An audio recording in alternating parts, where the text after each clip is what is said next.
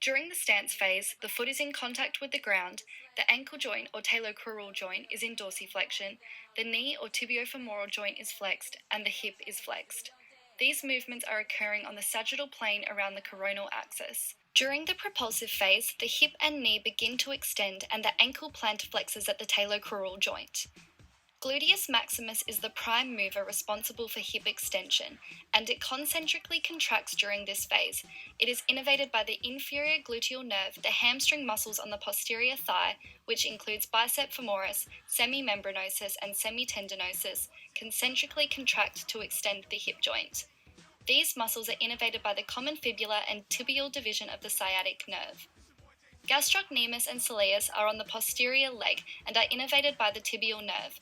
They concentrically contract to plantarflex the foot. This contraction pulls the heel up and provides a propelling force. Following the heel lift, the toe-off phase commences. The runner is in the air, the hip and knee are extended, and the ankle is plantarflexed. The foot is lifting and the hip and knee are flexing. The aim of this phase is to flex the hip in order to lift the leg. The hip flexes on the sagittal plane around the coronal axis, lifting the thigh towards the trunk. This movement is produced by the iliacus and psoas major, which are located anteriorly on the pelvis. They are innervated by the femoral nerve and the anterior rami of lumbar nerves L1 to L3. Tibialis anterior on the leg remains either concentrically or isometrically contracted during most of the running cycle. It concentrically contracts to dorsiflex the foot, allowing it to clear the ground during the swing phase, and it is innervated by the deep fibular nerve. At the end of the swing phase, the hip stops flexing and the lower leg begins to extend. During the late swing stage, the knee is extending and moving the lower leg forward to prepare the foot for contact.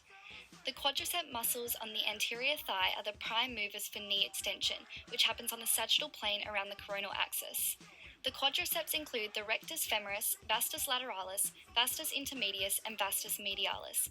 They concentrically contract to extend the knee and are innervated by the femoral nerve. The hamstring muscles contract eccentrically during the late swing stage.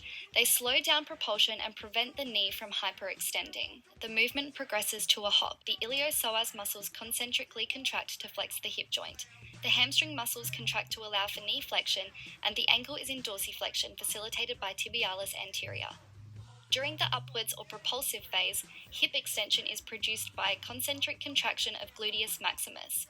The quadriceps group concentrically contract to produce knee extension, and the hamstrings act as an antagonist by eccentrically contracting. Soleus and gastrocnemius concentrically contract to plantarflex the ankle, which produces a propelling force against the ground, allowing for an upward jump. During the shooting phase, the glenohumeral joint begins to flex, allowing the player to lift their arm above their head. The shoulder flexes on the sagittal plane around the coronal axis. The prime movers of glenohumeral flexion is the anterior fibers of the deltoid, which concentrically contract, allowing the arm to raise. The deltoid is innervated by the axillary nerve. The pectoralis major also contracts concentrically to allow maximum range for the arm. This is innervated by the lateral pectoral nerve. As the arm is raised above the head, supination occurs at the proximal and distal radial ulnar joints, and this is caused by the supinator muscle. The supinator muscle is innervated by the deep branch of the radial nerve. To release the ball, extension of the lower arm is needed, and the prime mover of this is the triceps brachii. The elbow flexes on the sagittal plane around the frontal axis.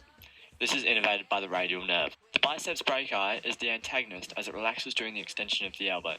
This is innervated by the musculocutaneous. The trunk's main purpose is to stabilize all the surrounding muscles holding your body upright. The primary trunk muscles are the abdominals, obliques, and lower back muscles. These movements occur on the sagittal plane. Whilst the player is dribbling the ball, the trunk keeps the arm muscles stable. The latimus dorsi that acts as a fixator muscle for the agonist muscles. The latimus dorsi is innervated by the thoracodorsal nerve. The rectus abdominis acts as a fixator for the quadriceps and gluteal muscles. The rectus abdominis is innervated by the thoracoabdominal nerve. These movements occur in the sagittal plane. During the jumping phase, the abdominis rectus and lateris dorsi act as fixator muscles. During the landing phase, the core and lower back is stable. All core muscles work together to stabilize the body's muscles. These core muscles include the obliques, abdominals, latimus dorsi, multifidus, and erector spinae. During the shooting phase, latimus dorsi is directly responsible for moving the arm on the glenohumeral joint.